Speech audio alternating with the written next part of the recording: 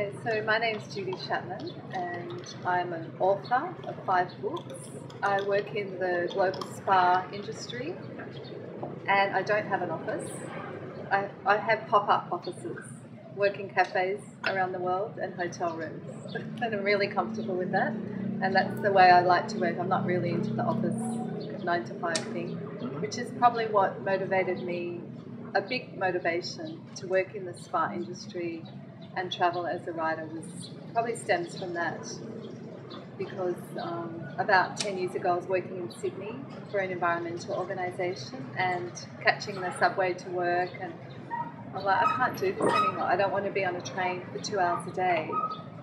You know, I need to find a way to live where I feel more free and inspired and productive, because I don't like wasting time. I felt like, so I'm definitely support the conscious nomadic movement. So, in terms of the spa industry, what is it that you have done? What is it that you're doing?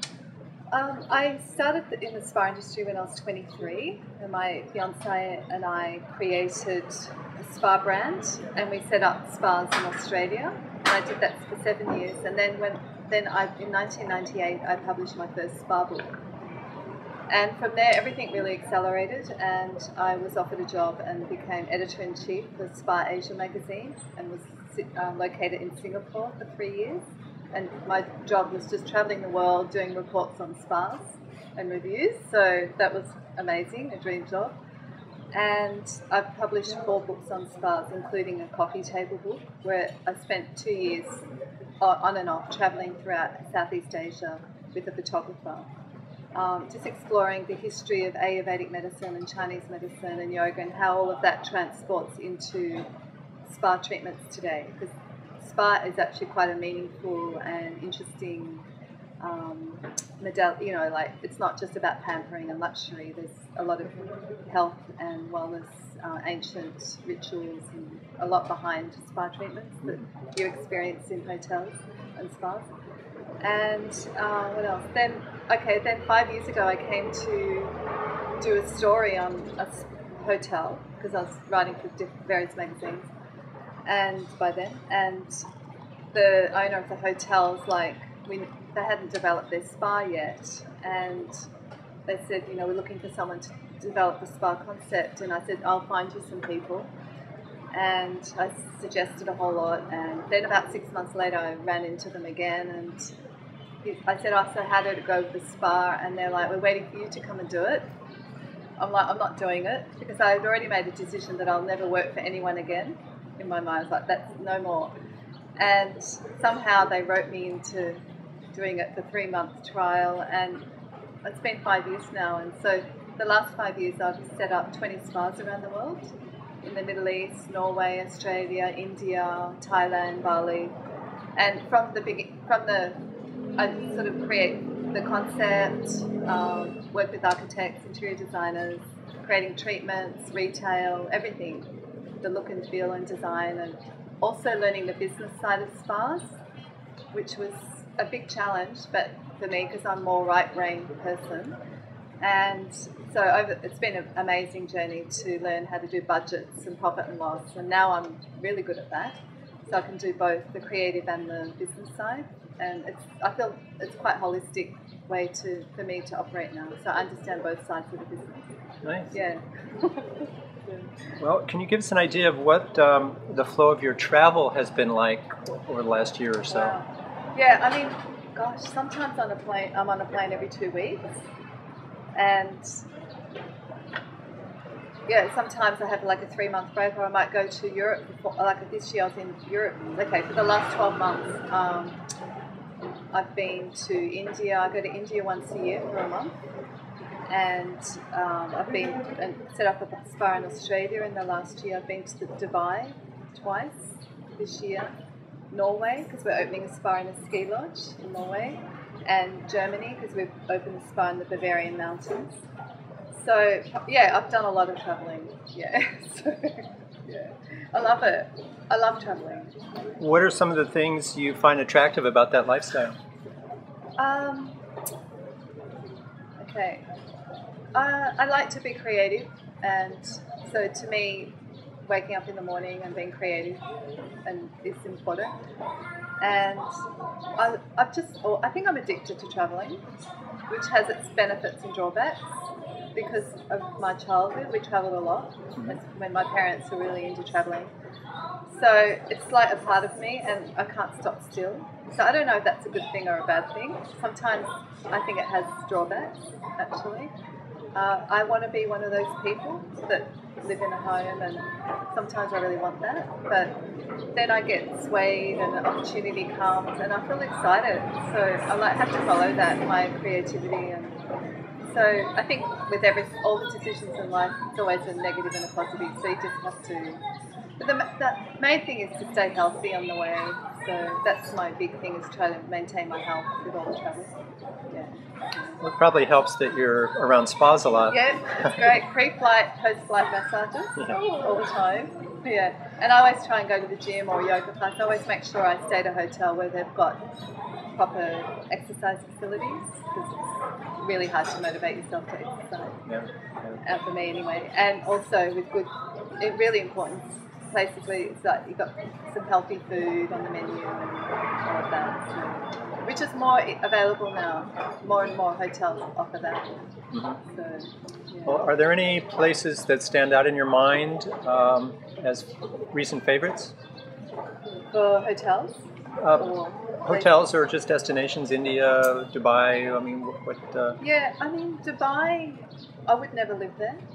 Like, it's a really interesting place, but you can't walk anywhere, so you can only drive. So I find that hard.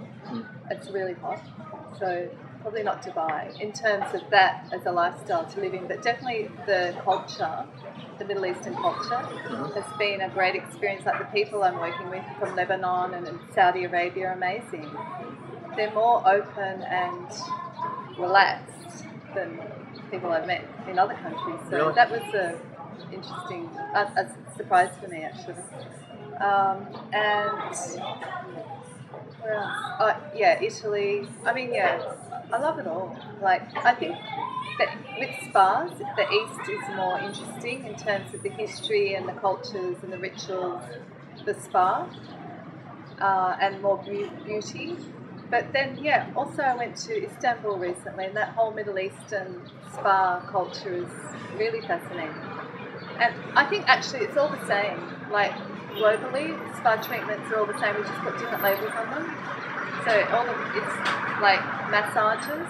We've got the Ayurvedic massage, the Balinese, the Thai. I mean, they're different, but they're the same. So it's like yoga. There's many styles, but you put different labels on it. So every culture has a spa industry or spa history. They're all amazing. What are some of the most important skills or abilities that have enabled you to become more sustainable in this lifestyle? I think my motivation for freedom is the driving force, because I really don't like being in a box. I don't like being told what to do at all. But I'm a workaholic. I work 14 hours a day. So I give my whole heart and soul to work. But I like to do it in my own time. Like I can wake up at 5 in the morning and by 10 o'clock I've done a day's work. And then I can go and do a yoga class or have a juice. You know, I need to work in my own rhythm to be successful and productive. And I feel like I produce the best work that way. So I'm not good at saying you've got to be here at 9 and leave at 5. I just can't do that. I think unless I was getting paid an absolute fortune, there has to be a real benefit, because I really value my freedom. Okay. Well, you've touched upon some of the benefits, and I know we can all imagine what some of the benefits are of what you've been doing. What's the shadow side? What are some of the tedious things? Yeah, there is a shadow side, and I think one of them, like I mentioned before, is that addiction to pleasure or freedom. It can be, you can miss out on certain experiences and that the stability, more stable life offers, probably and possibly financially, although I do get paid quite well for my work, so that's all okay. I think for me, because I have the job, full-time job, as well as writing novels and books, I've managed to do both.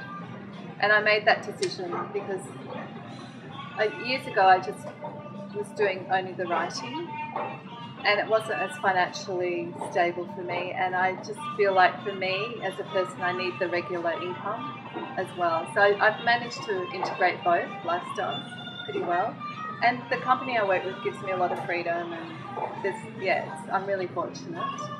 But the other shadow sides are, I think the big thing is maintaining health for me, and it has to be a discipline, particularly when you travel a lot. You need to really make it a priority.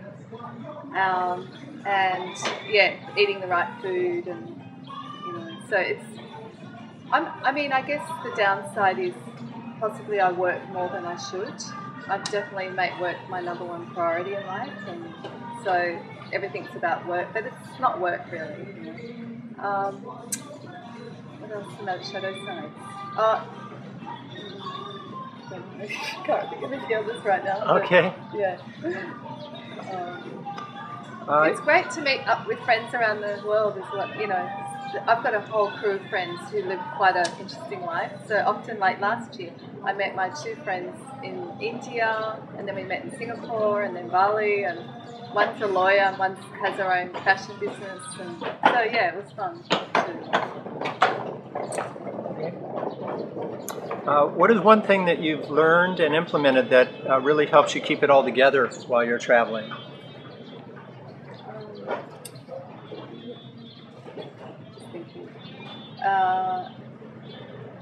Definitely making my health a priority, and always coming back to that place of make sure I listen to myself and don't get too, and learning to say no, like really putting, like if I've got all these meetings, just say, look, I'm really busy in the morning, and making sure I go and exercise, and not drinking too much alcohol and coffee, although I'm not that pretty, fail at that sometimes. And I think coffee's a big issue with me because, I would imagine it's hard to convince yourself that you're not always on vacation. Yeah. Well, I mean, it's true. It's like oh, I deserve this. I've just landed, or right. I need this because I'm. So you can really talk yourself into situations as well. Become indulgent. So.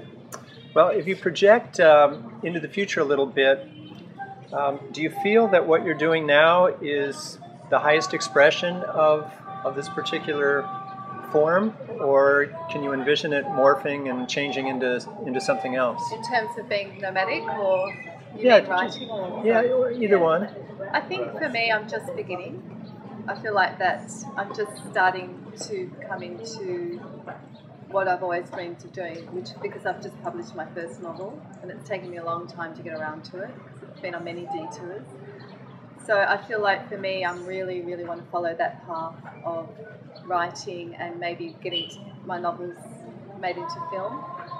And that's my next journey now. And so I guess I'm always going to be moving around and being creative, and I've got to be happy with that now. I actually have this fantasy of moving back to Australia and living in a house. I really do, but I just never get around to it. And I think it would be good for me to do it,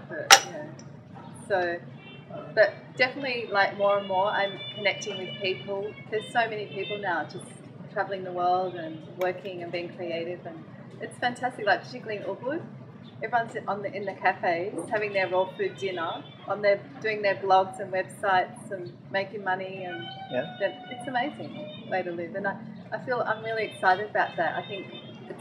I hope that a lot of companies can let go of that whole mentality of that you have to be at work physically 5 days a week, because I think they get better, productive, creative, intelligent ideas by letting go of that. It's time to move on, Well, you mentioned your novel. Can you tell us a little bit more about that and what the transition was like? Writing.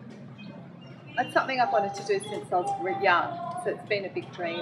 And like I said, yeah, it just took me a long time to get around to it, to really focus on it last year and make it happen. But actually, the novel is sort of about what we're talking about, because it's a subject really close to me. So she's basically traveling the world, this protagonist, and it ends with her taking off again. And that whole thing of working in the corporation, and her struggle between listening to her inner voice and what's life supposed to look like, what's success. And the whole story is about her conflict between that, which between following her inner voice and working in the corporate world. Yeah.